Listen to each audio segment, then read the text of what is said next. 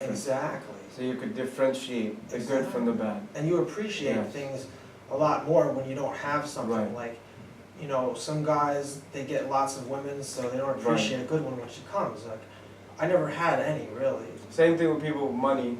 Yeah. People with good looks or health or time or wealth, like you said. Exactly. Yeah, exactly. The best way to appreciate it is when you don't have it at all. When you finally get it, you'll hold on to that, and you're never gonna like do anything to ruin it. Yeah, you don't miss it till it's gone. Yeah, exactly. So now you're about 19, 20.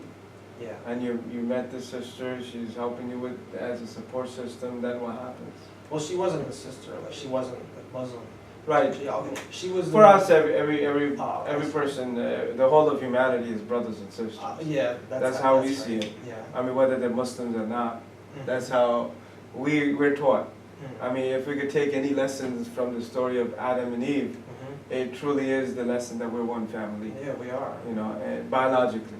That's right. And when I say that, a lot of people are not used to thinking of people as family, because it just means now you kind of are responsible to each other. That's what I love about Islam. Like, we call each other brother or sister, and I've never met any Muslim who's ever been rude or nasty. You have a unique experience, because I know there are some. No one's perfect, you know. No, but that's beautiful. Yeah, that's beautiful. Every single Muslim I ever met has been, you know, comparatively, especially. Yeah.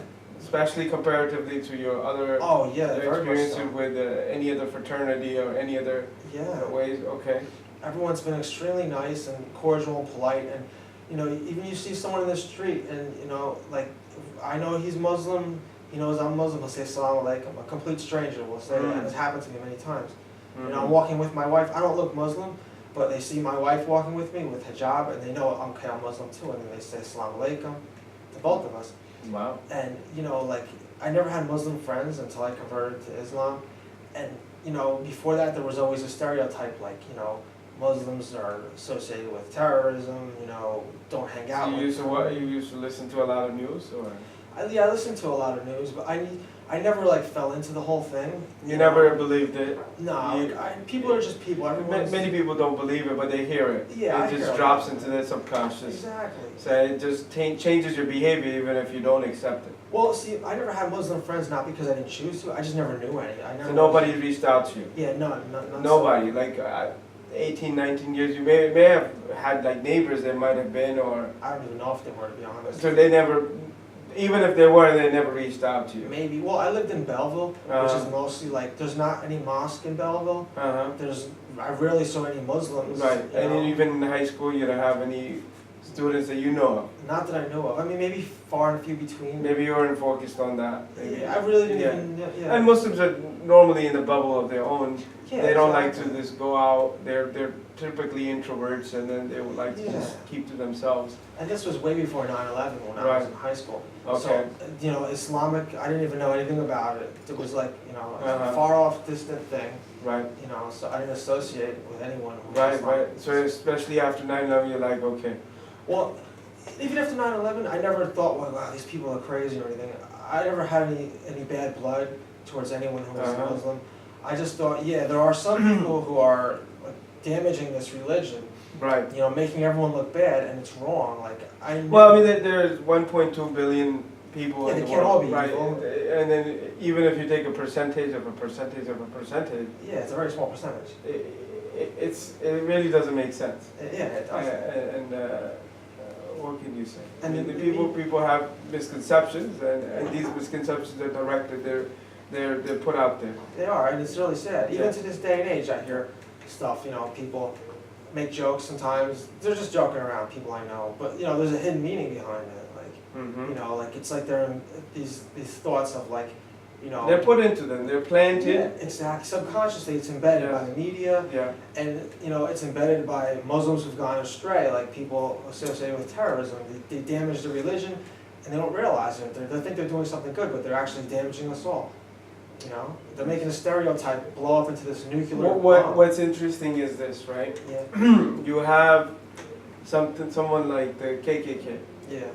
Okay. They are outwardly known as Christian group. Okay. But I've yet to meet a person that has ever identified Christians with KKK. Yeah.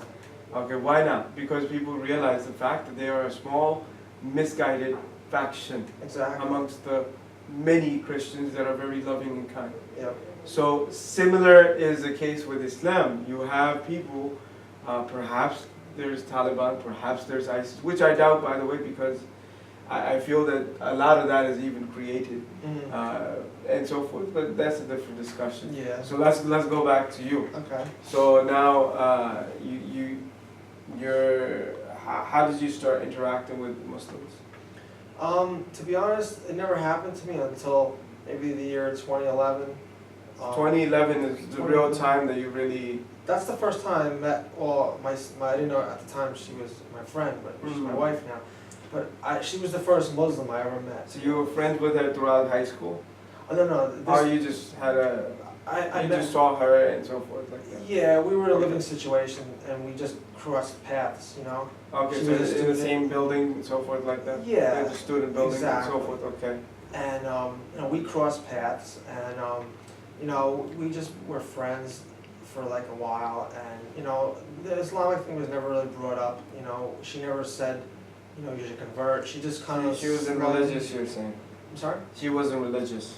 She wasn't religious towards me. She didn't display it because, you know, I'm American and she's from Saudi Arabia. Maybe she didn't want to culturally impose herself. To shock you or something? Yeah. Okay. But little by little, you know, she was like, oh, look, this is how we pray. She showed me how we pray and I'm like, okay, that's interesting, you know.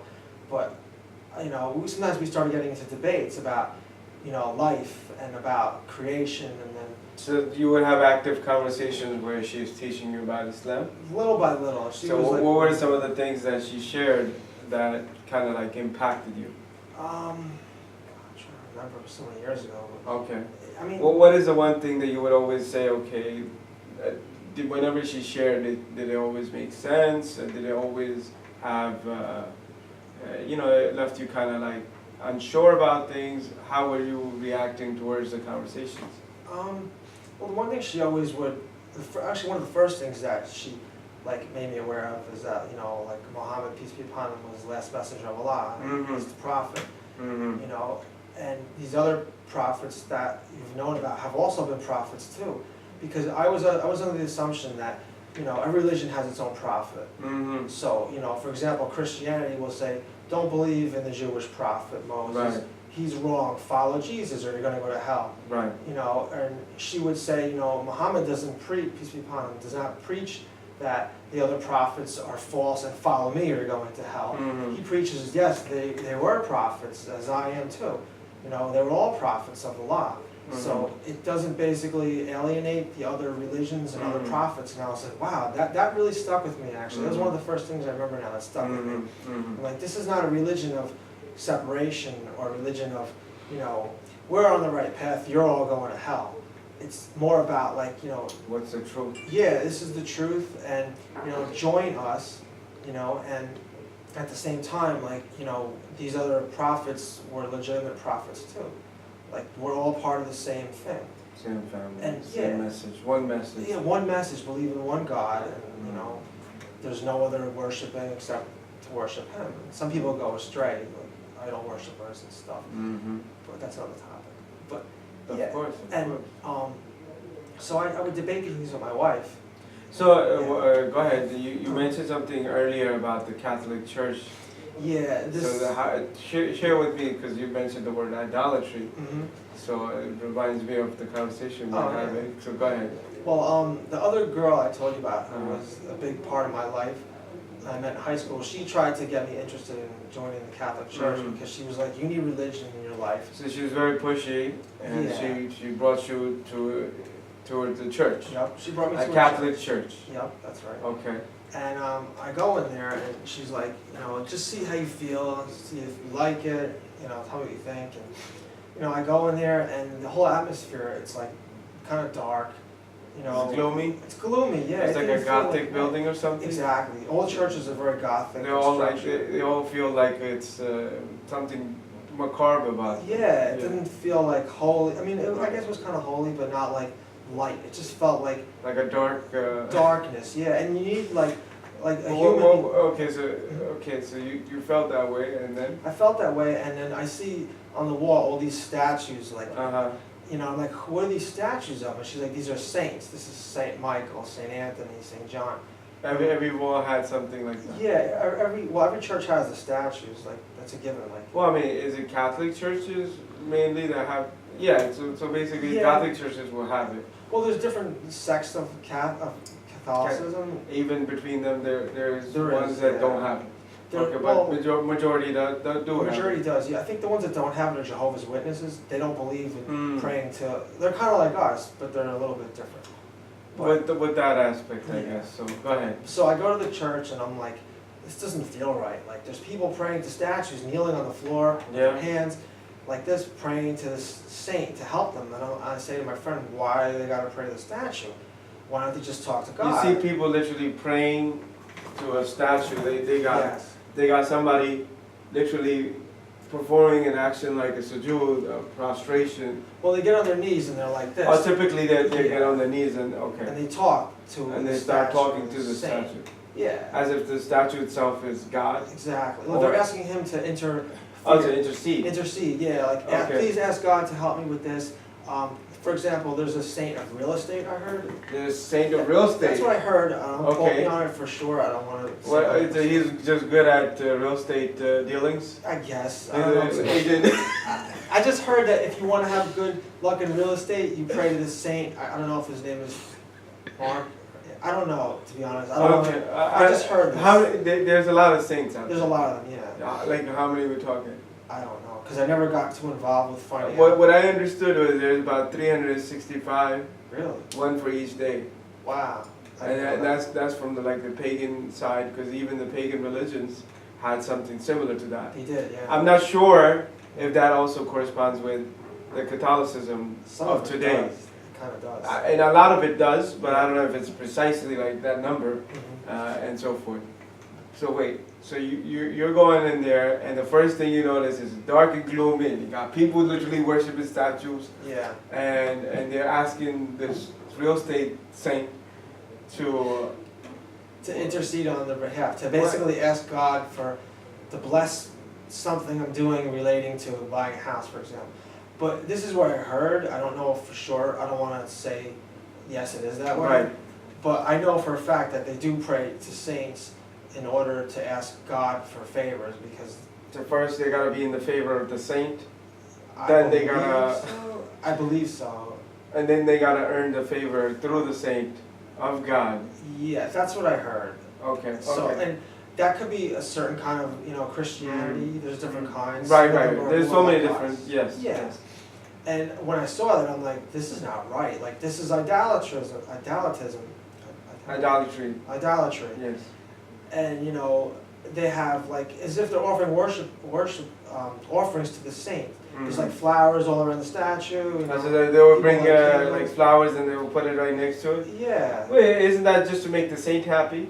Get in the favor of it saints? seems like an offering, Yeah, like- so basically they're offering it to the saints, the saint could then be happy enough to do something for you? That's how it seems. Again, like I never really studied Christianity in depth, or Uh-huh. for example, I don't know if that's even Christianity Right. or Catholicism or Protestant. There's so many different kinds of. Well, it's like a hierarchy or something. God is like the CEO to them that nobody can get to unless you got some inner connection. It's some, yeah. The It seems beautiful like thing about Islam is you worship God directly. yeah, that's how it's supposed to be, and it feels good that way, SubhanAllah. Yeah, like Wow. you go into the church and you see these things, and then, for example, if you commit sins, this much I know for a fact. When you commit a sin, you go and confess yourself to a priest. Mhm. Some of these priests, I'm not saying they all are, but some of them are known to be child molesters. Some of them are not even pure. They Oh, do with things. Catholics, there is a lot of things we can't Yeah. even discuss without losing it. Exactly. There's a lot of bad can't. things in the church. I personally cannot. I mean, and Yeah. thinking back to the history of Catholicism, Mhm. I cannot possibly go into it like without losing my mind. Yeah. I really can't. You don't hear too much about Yeah. people saying, "Oh, this sheikh or this imam is molesting children." You don't hear those stories like the way you do Wow. with the church. And, So then, okay, so you had this experience where you felt that it wasn't about God. yeah, It really was about okay. I mean, some of it is though. I'm not going to deny it. I don't want to bash it, And there are some Catholics who. I mean, I think there is, sometimes they have the intentions that are, Mhm. you know, they have good intentions. Yeah. But good intentions, you know, once, it doesn't get you the truth. It doesn't. Yeah. It doesn't get you to God. If it doesn't get you to God, you know. Exactly. I'll give you another example. Yeah. I know a friend at work, he's atheist. He used to be Christian. He Mhm. became atheist Yeah. because he would ask for, he would question things about the religion, like, why is it this way? Mm-hmm. Don't question, just do it. That's just how it is, that's how our tradition is, we just do it. Just do it. Yeah, for Just example. believe it, bro. Yeah, exactly. Like, there's something in the Bible that specifically says, a friend of mine told me this one, that you're not supposed to cut down a tree and worship a tree. Mm. They worship Christmas trees in a sense. They're not worshiping it, but they're doing exactly what it says not to do. Do not cut down this tree. And I don't know much. So there are worships in the Bible that mention Yeah. that you're not supposed to cut down the tree Yeah. and use it as a thing that you would worship. Because it's a symbol of paganism. This is like, very interesting because the Yeah. Christmas that we have is exactly that. Yeah, and so it contradicts what that says. And you know, I don't read the Bible, so I don't know exactly where it says. I was just told this by someone who So used to be we're Catholic. definitely gonna have to do some research into this. Yeah. This is the type of things that